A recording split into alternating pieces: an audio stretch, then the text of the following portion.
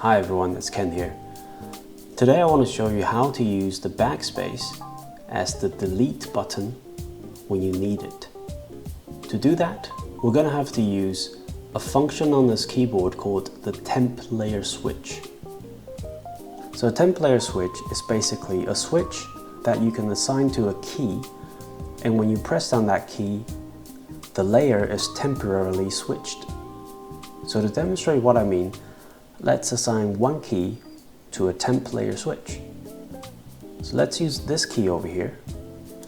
Click on it, and let's assign a temp layer switch, and let's change it to layer 2. And click Save and Apply. Now whenever I press this key, it will temporarily switch to layer 2. So let's go over to layer 2. And you see nothing is assigned in layer 2. But what I could do now is I could select the backspace, and I will now assign the delete key to this backspace on layer 2. Click Save and Apply. Okay, so let's go back to layer 1. Let's go to the notepad to demonstrate what I've just done. Okay, so if I just type some random stuff over here, and I'll put the mouse cursor in here. Alright, now when I press backspace, it'll function as intended.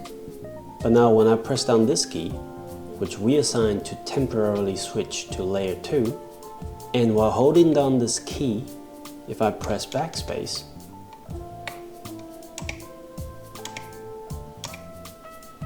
see, it functions as delete.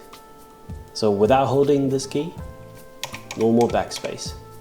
While holding this key, delete.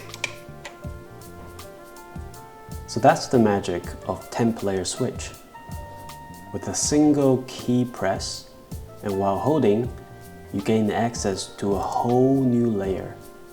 And you can assign different key mappings or macros, and it will not affect your original layer. And using the backspace as the delete key is only one of the many things that you can do. And that's it for this tutorial. Thank you for watching.